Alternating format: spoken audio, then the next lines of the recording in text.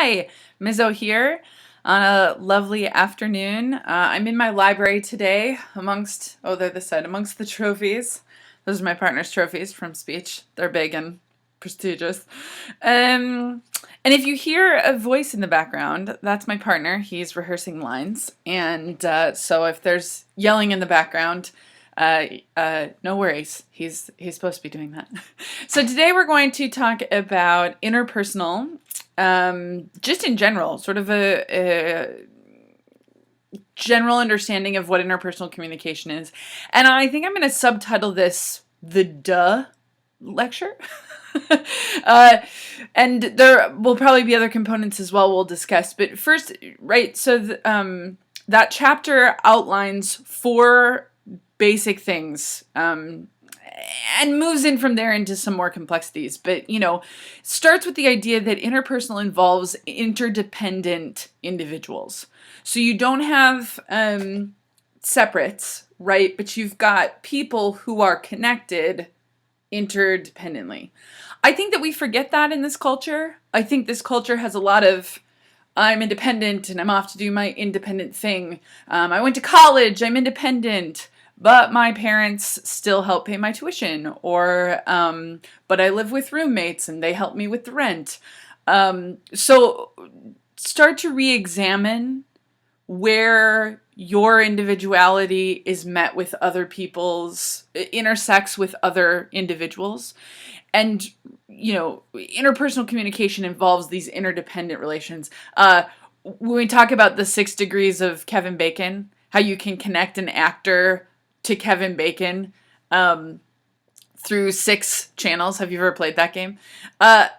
This idea that there's interdependence or there's connectivity, and that's really involved in interpersonal communication. Duh, right? See why this is the duh lecture? Duh. Interpersonal communication is inherently relational. I think we know what that word means and we kind of take that word for granted, but that there's relationships or connections developing. So relational, connecting to people, and think of all of the things that go into a relational connection or a relationship, right? So everywhere from emotion to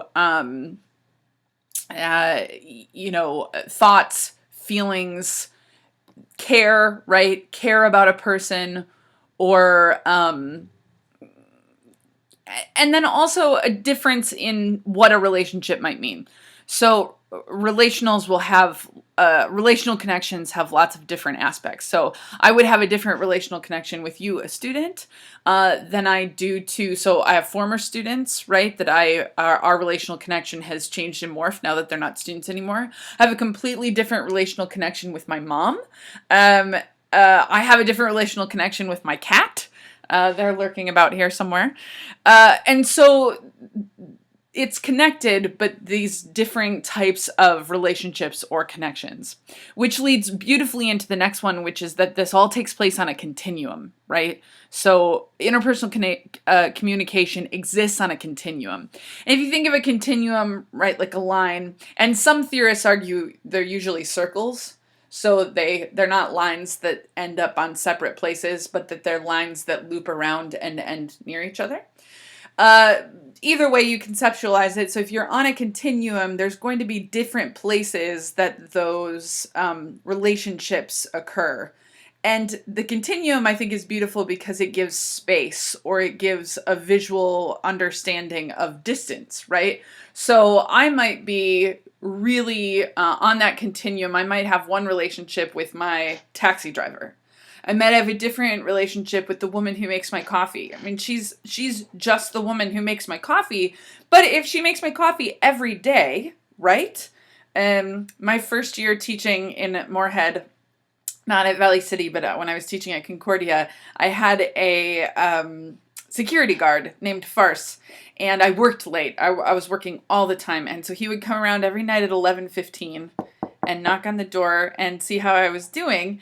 And within a couple of months, we had built a relationship, right? And we had never been to each other's houses. We didn't eat dinner together. But we had a relationship on that continuum because he checked on me pretty much every other night. And we shared candy and talked about our families and that kind of thing. Then I might have my in-laws or bonus family, right? Or, people who are connected to you but distantly. So my partner's siblings or my partner's cousins. Or like my dad's great aunt, right? I've met her a couple of times, but she exists somewhere on that continuum. And then you might have family or friends, best friends, spouses. So you see how not only does the continuum have different levels, and there's a beautiful visual of that, a figure, if you will, in the text, but also in relationship to you distance-wise. Some of the theories that talk about interpersonal communication really deal with that distance or movement or those groups of individuals and how close they are or how developed those relationships are. And then finally, interpersonal communication involves messaging, both verbal and nonverbal. And that, again, duh, right?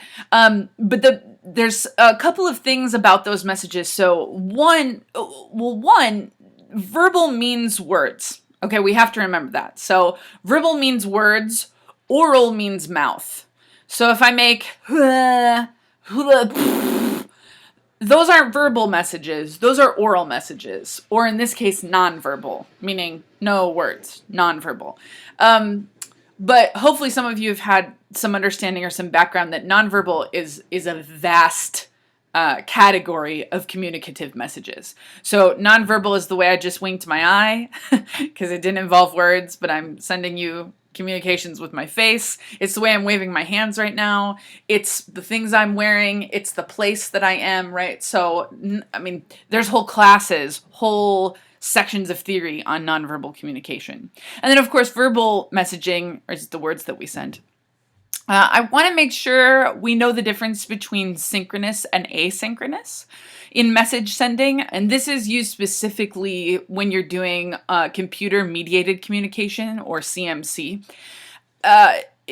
Synchronous is when a message is sent and then a message gets sent back in real time. And so we're sending messages back and forth in real time. So this morning I was texting with my best friend. He lives in New York.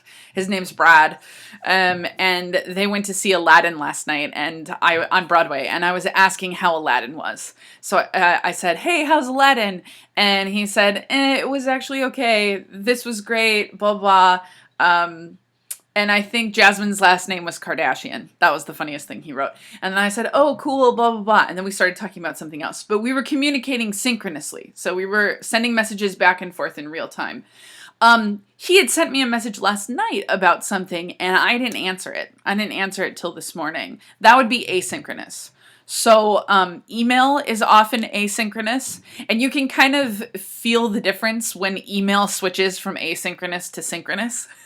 I think that's always a funny feeling. So when it's asynchronous, I send out a message. This video right now is asynchronous because I'm gonna do this video and post it, and it's a message that I'm sending. But you might not watch it until tonight or tomorrow. Or I might use this video 2 years from now to teach this same concept. And then maybe you'll email me a message about this video, and then I might not get back to it for a while. Again, more asynchronous messaging. So asynchronous messaging does not happen in real time. The messages get sent and they get answered, but it's happening not in real time and sort of up to whenever those messages are received and responded to. Hopefully that helps you, not only gets you an introduction to interpersonal communication, but also gives you some idea about messaging.